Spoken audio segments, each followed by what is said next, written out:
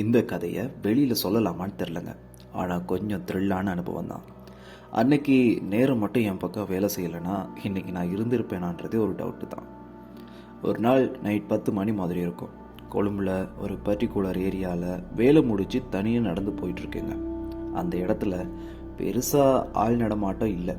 நானும் கேஷுவலாக நடந்து போயிட்டு இருந்தப்போ ஒரு பாலத்துக்கு மேலே 2 பசங்க இருந்தாங்க. ஒரு டைப்பாக இருந்தானுங்க. நான் என் பாட்டுக்கு நடந்து போயிட்டு இருக்க, ஏய் நில்லு அப்படின்னு ஒரு சவுண்டு. நான் நிற்கலை. உடனே அவனுங்க என் பக்கத்தில் வந்து நின்று ஏதேதோ கேட்குறானுங்க. எங்கே போகிற, என்ன பண்ணுற, அந்த மாதிரி. எனக்கு புரிஞ்சு போயிடுச்சு.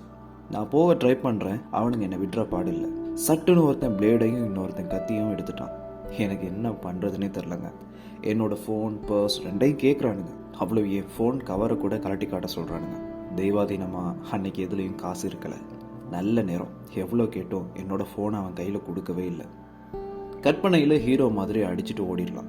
ஆனால் நிஜத்தில் அதுவும் எதிர்பார்க்காத நேரத்தில் ரொம்ப கஷ்டம். சீரியஸாக பயத்திலேயே பாதி மூளை வேலை செய்யாமல் போயிடும். ஒரு வழியாக என்னோட நேரமோ என்னவோ ஒரு ஆட்டோக்காரர் அந்த இடம் வந்து என்ன நடக்குதுன்னு கேட்டு மிரட்ட அவனுங்க ஓடிட்டானுங்க. நானும் ஒரு மாதிரி வீடு வந்து சேர்ந்துட்டேன்.